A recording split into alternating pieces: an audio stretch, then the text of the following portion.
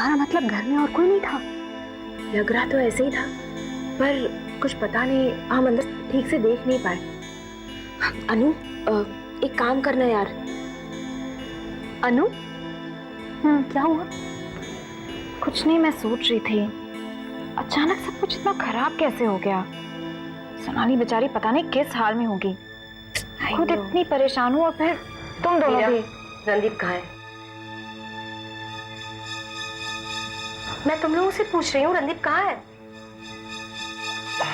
Mom, मैं यहाँ हूँ। हाँ, वो तो मैं देख रही हूँ कि तुम यहाँ हो। क्या कर रहे हो यहाँ? रात को इतनी बार घंटी बजाने पर भी आपने दरवाजा ही नहीं खोला, इसीलिए मैं यहीं पे सो गया। यहाँ लड़कियों के साथ? मॉम, मैं लड़कियों के साथ? ओह गॉड, ये लोग अंदर सो रही थी और मैं बस यहीं पे बाहर सो गया। रणदीप, मुझे लगता है यहाँ किसी को मेरे कहने सुनने की कोई परवाह ही नहीं है। और तुम्हें तो मेरी इज्जत का ख्याल ही नहीं है। लोग क्या कहेंगे? आपका क्या मतलब है कि मैं बाहर फुटपाथ पे जाके सोता? रणदीप, मैं ना तुमसे तंग आ चुकी हूँ, तंग। तंग तो मैं भी आ गया हूँ आपसे। क्या कहा?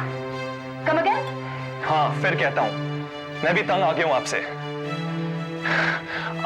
आप मेरी जिंदगी को अपनी रिमोट से चलाना चाहती हो।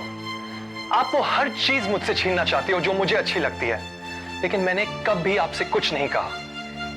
लेकिन इस बार आपने मुझसे वो चीज छीनी है जो मुझे सबसे अच्छी लगती है, जो मैं सबसे ज्यादा चाहता हूं। मम्मी, आपने मीरा को छीन लिया मुझसे। आपको कोई जरूरत नहीं थी कि मेरी जिंदगी की सच्ची झूठी कहानियां इसे सुना दे। सब कुछ कह लिया या और कुछ कहना बाकी है? आप सब कुछ कर चुकी या कुछ और करना बाकी है?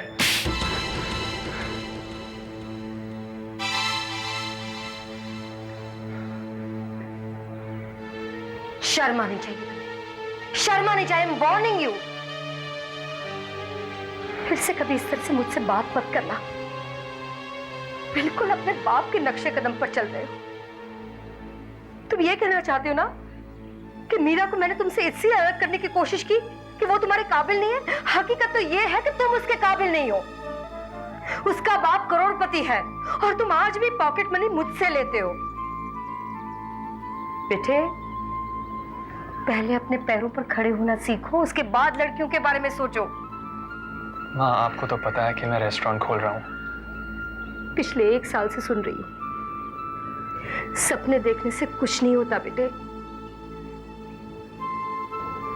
और दूसरी बात, फिर से मुझसे कभी इस तरह से बात की ना तो यकीन मानो तुम्हें फुटपाथ पर ही जाना पड़ेगा सोने के लिए।